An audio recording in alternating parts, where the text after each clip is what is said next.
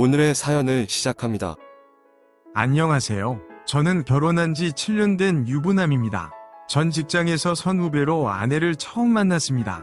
3년 정도 연애를 하면서 잦은 다툼과 성격 차이로 결혼까지 할 여자는 아니라고 생각했는데 제가 갑상선암으로 아프면서 아내가 다르게 보였습니다. 몸이 안 좋아지면서 회사를 퇴사하였습니다. 소득도 없고 암 환자인 저를 아내가 버려도 이해하고 웃으면서 보내주려고 하였습니다. 그런데 아내는 직장 생활하면서 모은 돈 전부를 저에게 주면서 치료비에 보태 쓰고 결혼을 하자고 하였습니다. 완치될 가능성이 높은 암 환자였지만 저는 진심으로 걱정해주는 모습을 보면서 아내를 평생 행복하게 해주겠다고 다짐을 하였습니다.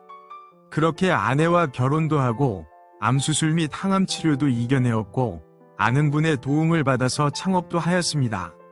하루하루를 감사해하며 열심히 살다 보니 저희 부부에게도 천사 같은 아이가 찾아왔습니다. 아내는 교대 근무로 몸이 많이 지쳐있고 저도 암은 나았지만 건강한 편은 아니었기에 아이까지는 기대하지 않았습니다.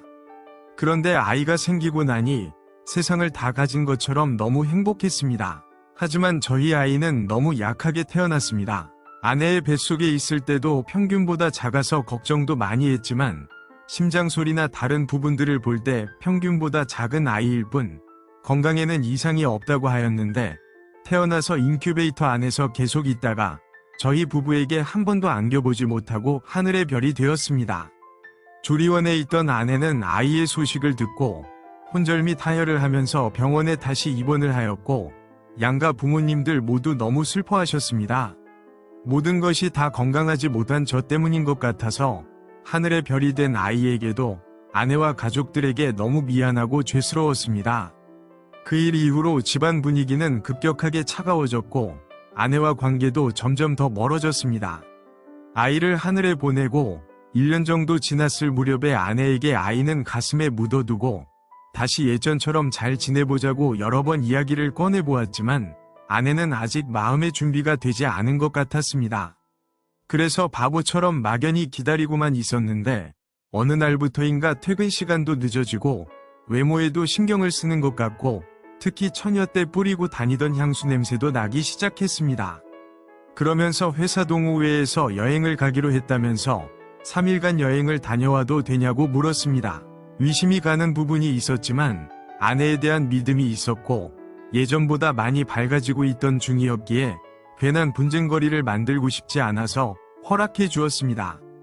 강원도에 있는 펜션으로 여행을 간다고 하면서 캐리어 산다고 했을 때 이상하긴 했지만 지나고 보니 그때 눈치를 챘어야 했습니다. 여행을 다녀와서 사진 구경도 시켜달라고 하였더니 그냥 펜션에서 게임하고 술 마시고 이야기하면서 놀았다면서 별다른 사진이 없다는 것이었습니다. 게다가 같이 일하는 언니들이랑 다녀온 건데 결혼한 아줌마들끼리 가서 무슨 사진을 찍겠냐면서 사진이 딱히 없다고 하였습니다. 자신감 없는 눈빛과 행동에 확신이 들었고 아내가 자는 동안에 핸드폰을 확인해 보았습니다. 아내 말대로 결혼한 아줌마들과 강원도에 가서 찍은 사진은 없었습니다. 그 대신에 처음 보는 젊은 남자와 같이 제주도에 가서 찍은 사진은 엄청 많았습니다.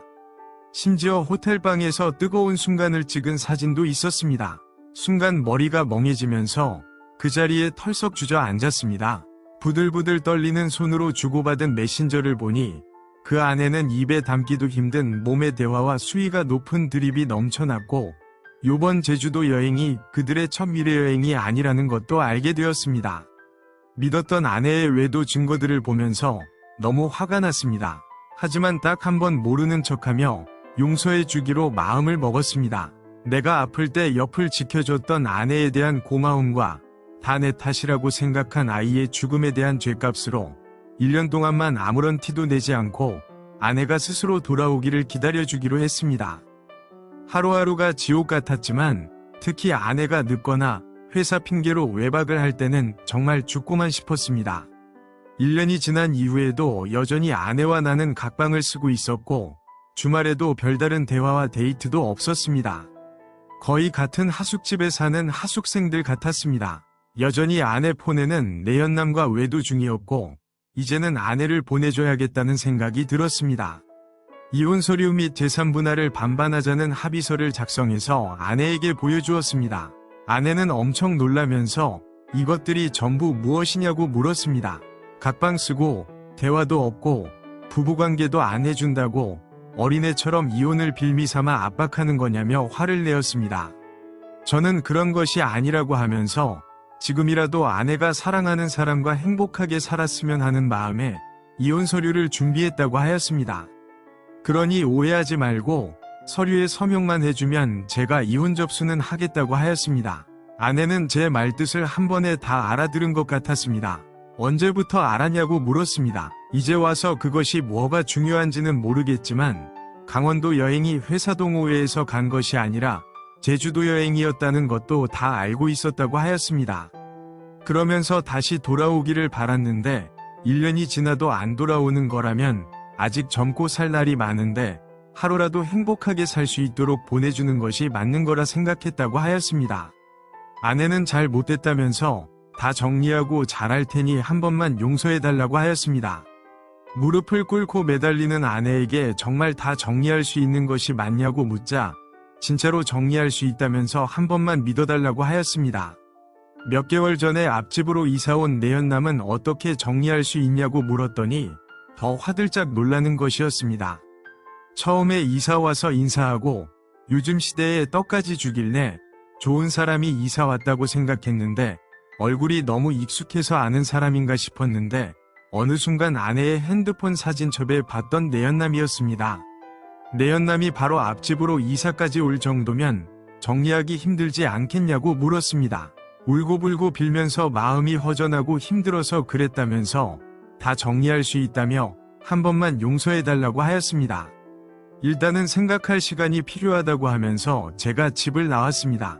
현재는 가게에서 지내면서 간간히 아내와 연락만 주고받고 있습니다. 아내는 다 정리했다며 믿어달라고 하는데 너무나 긴 시간 동안 아내의 외도를 옆에서 지켜봐서 그런지 아내를 볼 때마다 외도의 사진들과 증거들이 머릿속에 계속 생각이 납니다. 이혼하는 것이 정답인 것을 알면서도 망설여지고 고민하는 제가 너무 답답합니다. 오늘의 사연은 여기까지입니다. 구독과 좋아요, 알림 설정 부탁드립니다. 긴 글을 읽어주셔서 감사합니다. 구독과 좋아요 꾹꾹 눌러주세요. 꾹꾹. 알림 설정도 꾹꾹 눌러주세요.